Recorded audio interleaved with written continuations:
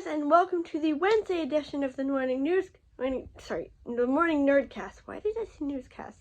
The morning Nerdcast. My name is Lane, and today we are talking about Vox Machina, specifically episodes 9 and 10, because I'm going to ramp it up to 2 episodes per day, so that way, we can get through the show a little bit faster, and I can get to other shows, and I can, do other things. But I'm not really going to recap it for you specifically. All you need to know is at this point, Percy is trying to take down the people who killed his family, and they are now battling through a horde of zombies because the Briarwoods released like a lot of undead people in them, and they're constantly facing new undead foes, and it's looking pretty dire.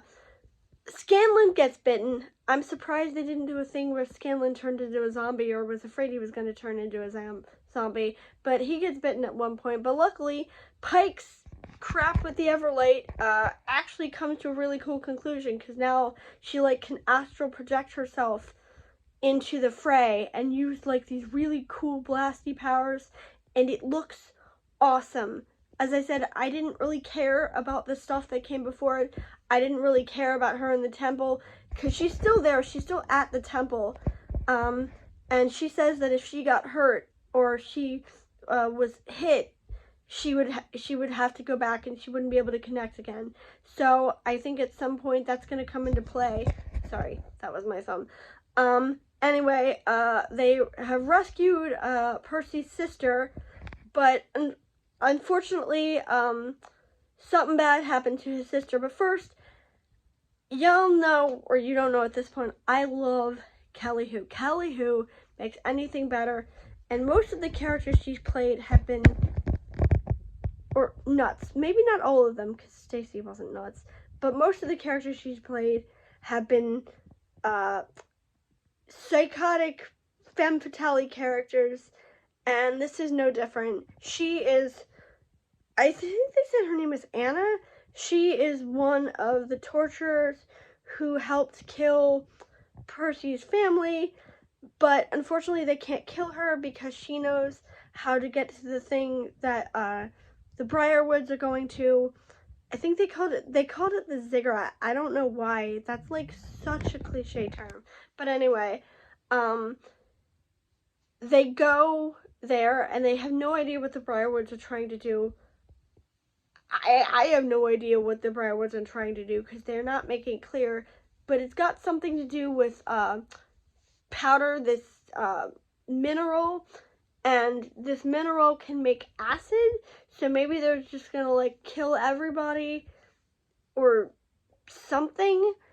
They're gonna resurrect something, because at the end they say they need a blood sacrifice, because they end up enslaving Vex.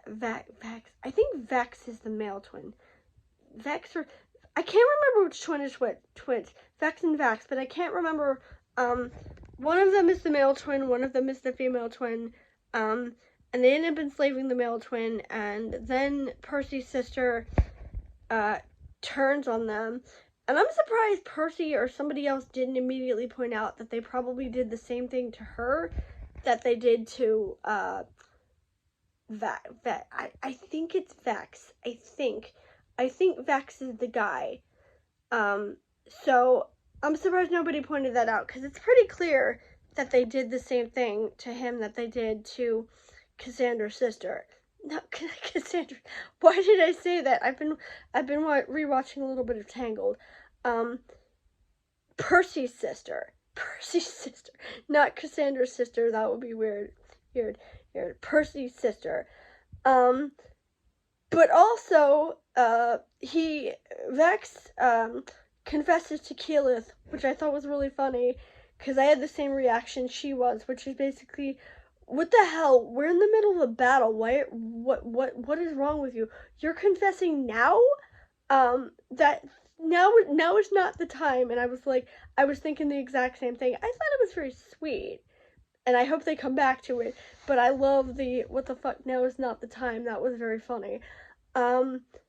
Also, Grog dives into acid, which I would have thought killed him, but I guess since he was the strong one. He lives. It's cool, but it just doesn't seem very plausible to me, because to me he would just die. But yeah, they are inching closer to figuring out what's going on. Now brother is under the Briarwood's control, as I'm pretty sure Percy's sister.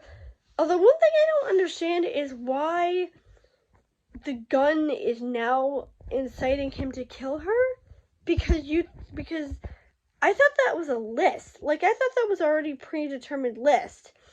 Or does it, like, detect who's gonna, like, give them trouble? Which, if that were the case, why would it not include Anna? Why would Anna not be one of the people he needs to kill with the gun? I don't understand that. I don't understand how the gun mechanic works. I do like the fact that they're getting very worried about him, and they're like, we need to figure out what's going on with you. And he says that after all of this is over, they can go and they can, like, probe him to figure it out, whatever. So this is getting really interesting. Once again, the art is beautiful. Really, really fun cutscenes. Love their banter. Think they're very, very fun characters. There's a season 2. We may not start it immediately because I want to get to a couple other shows first, but it's great. I love it. I love this show very, very much. One thing to note before anybody asks is I've never seen Critical Role itself. I'm not a D&D person, so please do not say, I should go and watch Critical Role, or have you seen Critical Role? No, I'm not a D&D person. I like cartoons, I like anime, that's pretty much it. Love this show, think the show is phenomenal, but I have no interest in going to watch the actual Critical Role. Although one more thing to note is that the next 2 campaigns, Mighty Nine's getting an adaptation, so we will absolutely watch that one that comes out. And I'm assuming the third one, I don't remember the name of it, but I'm assuming that's going to get an adaptation too, because this show is getting very good reviews, and I'm not surprised. But tomorrow, more Tokusatsu. I will see you on Thursday.